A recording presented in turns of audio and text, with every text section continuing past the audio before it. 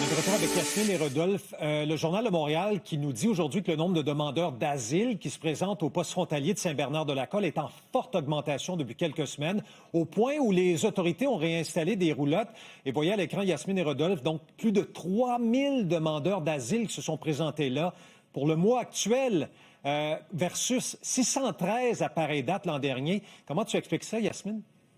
Mais évidemment, il y a cette crainte-là de Donald Trump et de sa politique migratoire qui doit faire rage aux États-Unis. Les agents du système de ce qu'on appelle ICE, qui est finalement cette brigade pour rechercher les immigrants illégaux, pour les renvoyer chez eux, ça fait peur. On se rappelle aussi de cette prison qui a été inaugurée par Donald Trump dans les dernières semaines en Floride, entourée d'alligators pour ne pas qu'ils puissent s'enfuir. C'est un message qui peut être perçu très durement, ça peut faire peur et ils peuvent chercher des espoirs peut-être ailleurs au Canada.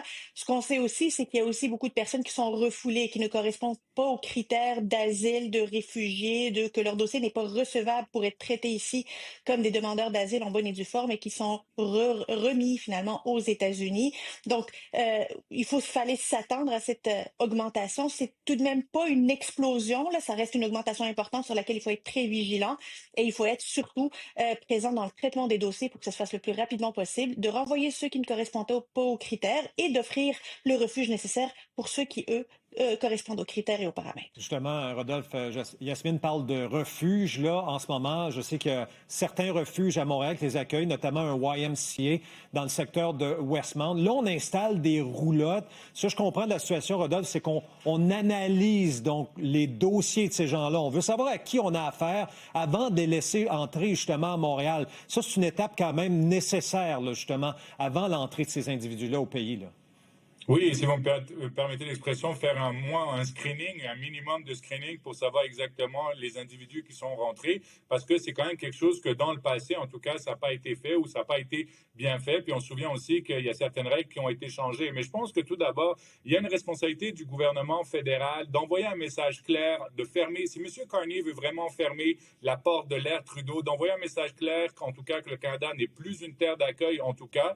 Et deuxièmement, d'émettre en tout cas des échéanciers, ça veut dire il faudrait que le ministère de l'Immigration soit capable de traiter les demandes en 6 mois, en 9 mois, en 1 an, qu'on mette des indicateurs de performance. On ne peut pas non plus laisser ces personnes-là dans l'incertitude pendant 1 an, 2 ans, 3 ans. Souvenez-vous, ça a été un sujet qui a été aussi mentionné lors du Conseil de la Fédération, non seulement par l'ensemble des premiers ministres, en disant, écoutez, il faut qu'on accélère les demandes, ou en tout cas le traitement des demandes, et aussi, surtout, qu'il y a des expulsions que pour l'instant n'ont pas eu lieu. J'ai vu un article du Globe and Mail, 600 personnes, je pense, qui ont avec des dossiers criminels qu'on a perdu leur trace au Canada. Donc, je pense qu'il faudrait remettre en tout cas de l'ordre et que c'est une opportunité pour M. Carney de fermer la porte sur l'ère Trudeau.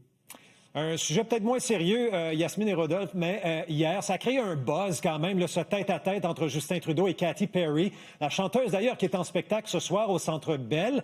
Yasmine, comment tu as réagi en voyant les photos donc de Justin et de Katy dans un restaurant du plateau Mont-Royal? Ben, c'est amusant. Ça relève quand même de la vie privée du premier ministre qui n'est plus l'ancien premier ministre qui n'est plus premier ministre et qui est évidemment s'est séparé. Il a bien le droit de vivre et de rencontrer et de souper avec qui il veut. Mais évidemment, 2 vedettes internationales, une politique, une du monde artistique, qui sont à Montréal dans un bon restaurant en train de partager un repas, une balade, un verre après. Ben, ça attire l'attention. Faut pas s'attendre à ce que ça puisse se vivre dans l'anonymat. Donc, on souhaite la bonne chance aux nouveaux amis, nouveaux tourtereaux, nouvelles rencontres. Je ne sais pas comment les qualifier. Peut-être qu'un jour, on le saura. Absolument, Rodolphe. Il y a une téléspectatrice qui me disait hier, bon, ils ont droit à leur vie privée, là, mais ça ne passe pas inaperçu. Tu as eu la même réaction, toi aussi, là. Oui, c'est sûr que c'est difficile pour Justin Trudeau, en tout cas, surtout les 2-3 années après d'être premier ministre. Il va toujours être un peu sous le feu des projecteurs. Écoutez, ce n'est plus un adversaire politique. On lui souhaite, en tout cas, de trouver l'amour, de reconstruire sa vie, et peut-être si c'est avec cette personne ou une autre. Mais c'est sans rappeler un tout petit peu son père, quelques parallèles. On se souvient que son père avait fréquenté l'actrice Barbara Streisand. Donc, peut-être, hein, on a des petits parallèles. Alors, on aime bien se laisser sur des notes d'espoir et d'amour. Merci, Yasmine. Merci, Rodolphe. Ça fait un plaisir encore une fois aujourd'hui. À Merci. bientôt. Merci.